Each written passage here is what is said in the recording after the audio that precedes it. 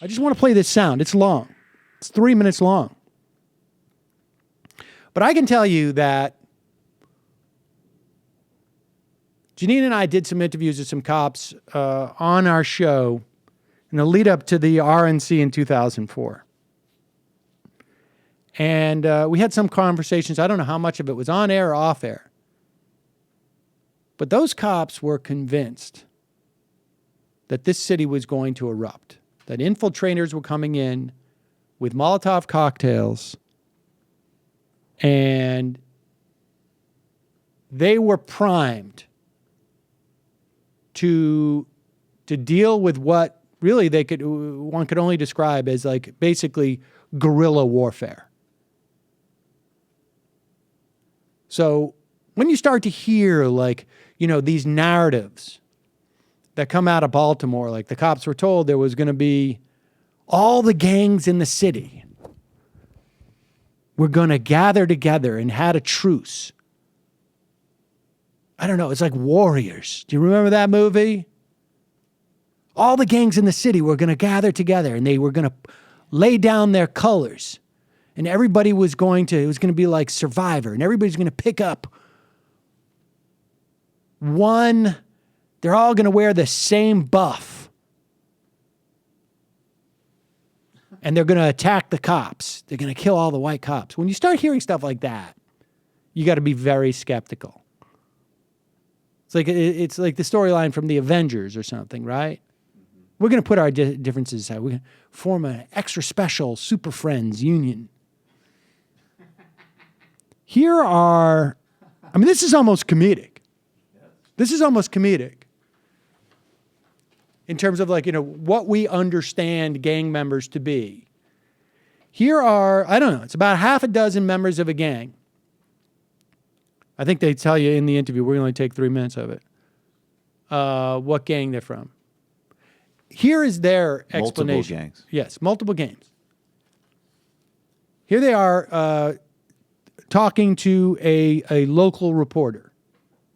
And we'll talk about whether or not you think what they're saying is true afterwards. But listen to this. Share something with you. Throughout the night, I've had a number of young people say to me and stop me and say, you really need to talk to us and you really need to get our voice heard. And I said, you are absolutely right. And so we have a portion of an interview we did with some of the gang members who were attending the meeting tonight with church leaders. And here's some of what they had to say. Here's your opportunity. Tell me what's going on. Man, we want to tell the people of the city right now, of Baltimore City, that the image that they're trying to portray of the gangs in Baltimore, the BGF, the Bloods, the Crips, we did not make that truce to harm cops. We did not come together against the cops. We're not about to allow y'all to paint this picture of us. We got soldiers out here right now. We dirty.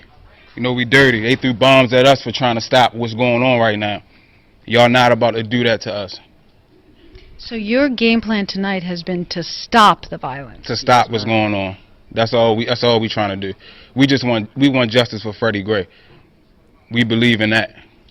What do you think when you see this happening in the streets? Businesses looted, cars on fire, police injured. It just makes us look bad. It makes us look real bad. And it's backing up what they're saying about us. They saying we animals and we acting like savages out here. But I also agree with I don't agree with what's going on, but I understand what's going on. You know what I'm saying? I understand why people mad, but we gotta handle things another way. What do you think? Me, I basically think the same thing. We've been out here all day trying to prevent people from breaking in stores. They hit us with a bomb. They burnt my shirt. They ripped it, and we were still standing right there as a whole. They heard it, but we came right back there, hold hands together, and we marched together down here. We still holding strong, and we just want them to stop hurting us so we can just live our life and keep going. We trying to help them like we helping us. Without them doing that, it's just going to make everybody angry. We don't want to be angry. So we, as a whole community, we make everybody, calm everybody down, because they can't calm to us, because they done already hurt a lot of people, killed a lot of people for no apparent reason. What group are you in? What group is this? This is the Bloods right here. This Bloods. We got the Pyrus over here, and we got Bloods over here. We stand as one, though. We're one right now. It's Black Men United. We united Our goal was Saturday. The pictures that went viral Saturday. We're not Blood or BGF. We are black men, and we are united. And we're not going to stop. No matter if y'all even keep on trying to say we out here trying to shoot police. We're not trying to shoot police. We're not going to let that stop us from doing what we already originally planned to do. So people who are watching right now, what do you want to say to them? How do you want to explain what is happening tonight? Basically, stop believing everything you hear in the media. If you were not at that protest on the day that we protested for Freddie, you don't know what actually happened. They didn't tell y'all that when we walked past the eateries downtown that people threw beers at us. People called us names. You know, everything. To be blunt, they called us those things. So the protest was agitated. So there you have it. Now, some of you may say, well, are you really going to take the word of these gang members? Well, let's just for a moment say these guys are lying, right? They're just incredibly media savvy. And they're really media savvy. And they know that, look, we can go on the streets. Here's our media plan. We're going to go on the streets. We're going to riot. And then we're going to go home. We're going to put on clothes. Everybody getting dressed up. We're going to meet the reporter there. And then we're just going to say, like, hey, you guys are depicting us incorrectly. I mean, honestly, think about this. If they have that type of media savvy to present that face to the reporter, really, what's the point of why they're on the street? I saw some stuff in CVS that I really want to get a hold of. There was some of that zero vitamin water that is really just at $1.75 a bottle. I'm just like, no way. So we're going to riot. I'm going to get that case of vitamin water. Then we're going to meet back here and tell the reporter, hey, we're getting maligned inappropriately. I can't think of anything more media savvy than showing up on TV and saying, hi, I'm with the Bloods. Right, of course. I mean, look, there's more to this story. And I don't know that you can even get it when you're on the ground unless you're living there on a daily basis. I mean, we don't know how the high school kids are harassed on a daily basis. And a lot of these kids out there who started it are high school kids. There's a video going around of a mother who sees her kid out there. And the kid is clearly like, this is, the kid is dressed in all black. He's got a black hood on his face, or a face mask. And not just a hoodie, but a face mask. I mean, he's gone out there. He went to school that day, and this was a plan. And the plan was not, you could tell what this kid's wearing. The plan out there was to engage in violent protest. And what inspires a 15 or 16-year-old kid who, when his mother comes and starts slapping him around, looks like all of a sudden he's 8. Terrified of his mother. What inspires that kid to go out there and do that? Is that a failure of that kid? Is that a failure of that mother? Or is it a failure of what is going on more broadly in society and more broadly in that community, where the relationship between the cops and the kids are such that the kids are looking for that one opportunity where they can change the balance of power, even if it's for a couple of hours?